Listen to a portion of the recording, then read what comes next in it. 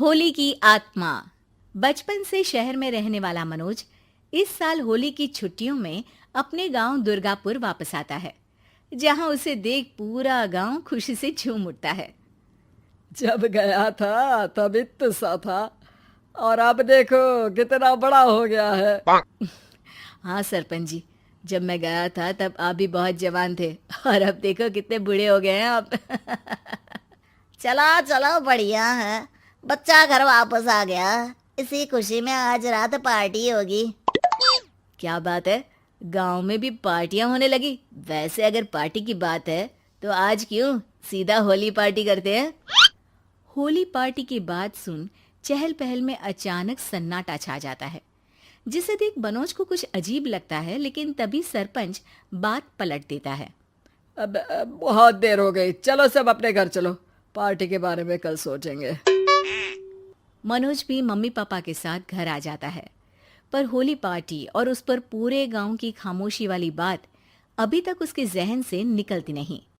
पापा, होली पार्टी की बात पर सब चुप क्यों हो गए थे? अरे होगी उनकी कोई अपनी बात। मुझे गांव की पंचायती थोड़ी पता है। थक गया हूँ, चलो सो जाते हैं, कल बात करते हैं। पापा की बात मानते हुए मनोज भी सोने चला जाता है। आज तो छुपा लिया, लेकिन हफ्ते बाद जब होली का दिन आएगा तब इसे कैसे रोकोगे? अगली सुबह सूरज के साथ ही मनोज भी गांव घूमने निकल जाता है, जिस पर रास्ते में उसे अपनी ही उम्र के कुछ लड़के भी मिलते हैं, जिनसे दोस्ती कर अब वो उनके साथ घूमने लगता है। इसी तरह कुछ दिन बीत जाते हैं और होली नजदीक आने लगती है। दोस्तों, होली में 4 दिन ही बचे हैं, पर गांव में उसकी कोई तैयारियां क्यों नहीं दिख रही? क्योंकि यहाँ होली नहीं मनाई जाती। अरे पर ऐसा क्यों? वो राजा भूषण। अरे तुम 4 दिन के लिए आए हो, क्या इतना सोच रहे हो? चलो कुछ खाने चलते हैं। इसी के साथ एक बार फिर होली की बात को टलते हुए देख मनोज को शक होने लगता है। वो घर पहुंचते ही इंटरनेट पर अपने गांव और राजा भूषण के बारे में जानकारी निकालने लगता है। क्या? मुझे आज तक ये नहीं पता था। ऐसा कैसे? किसी ने मुझे कुछ बताया क्यों नहीं?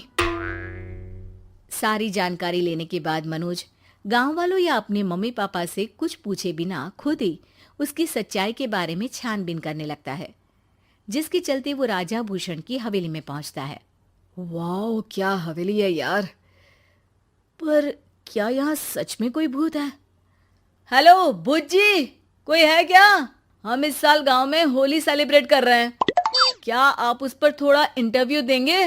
मनोज के ऐसा बोलते ही गांव में तूफान उठ जाता है और हवेली में रखी सारी चीजें हिलने लगती है। एक अदृश्य शक्ति मनोज को धक्का देकर हवेली से बाहर निकाल दरवाजा बंद कर लेती है। ये सब देख मनोज हैरान रह जाता है। क्या अभी मुझे हवा ने धक्का देकर बाहर निकाल दिया? मेरे होते हुए इस गांव में कभी होली नहीं मन सकती, इसलिए दोबारा ऐसी कोशिश भी मत करना, अंजाम बुरा होगा। आवाज सुन मनोज हैरानी से इधर उधर देखने लगता है, पर उसे कोई दिखाई नहीं देता। वो गांव वापस आ जाता है, जहां तूफान की वजह से सब कुछ तहस महस हो चुका होता है।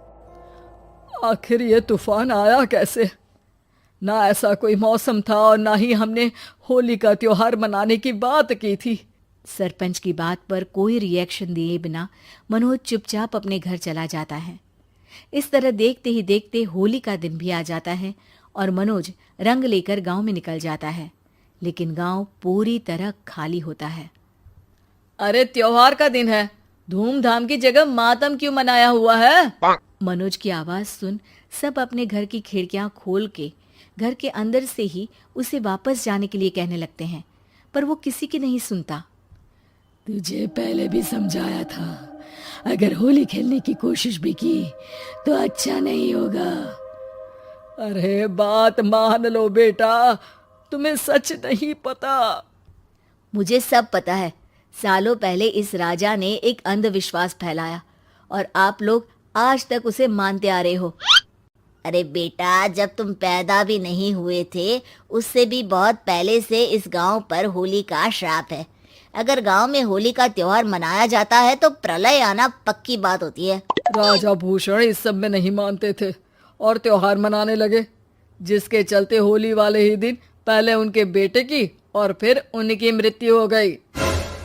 तभी से गांव की रक्षा के लिए उनकी आत्मा उस हवेली में रह रही है। सबकी बातें सुन मनोज उलझन में पड़ जाता है। सोचना भी मत मनोज, अगर तुमने इस परंपरा को तोड़ने की कोशिश भी की तो उसका परिणाम इस गांव और गांव के लोगों के लिए अच्छा नहीं होगा। मुझे भी यकीन नहीं हो रहा कि आप लोग एक बेतुकी बात को मानकर सालों से रंगों के त्योहार को मातम की तरह मनाते आ रहे हो। मनोज किसी की कोई बात ना मानते हुए पूरे गांव में रंग बिखेर देता है, जिसके तुरंत बाद वहां तूफान के साथ बिजलियां गरजने लगती है। अचानक मौसम में ऐसा बदलाव देख जहां मनोज कंफ्यूजन में आ जाता है, वहीं गांव वाले डर से सहम जाते हैं।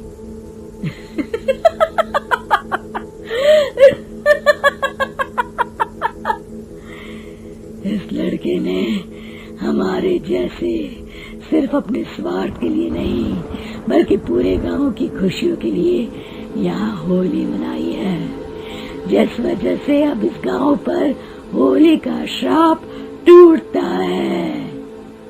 ऐसा बोलकर राजा का भूत वहां से गायब हो जाता है, जिसके बाद गांव के लोग धूमधाम से होली मनाते हैं। खुशियों के रंग गांव में बिखरे ही होते हैं कि अगली सुबह अचानक मनोज कहीं गायब हो जाता है और एक बार फिर गांव में होली का नया राज शुरू हो जाता है।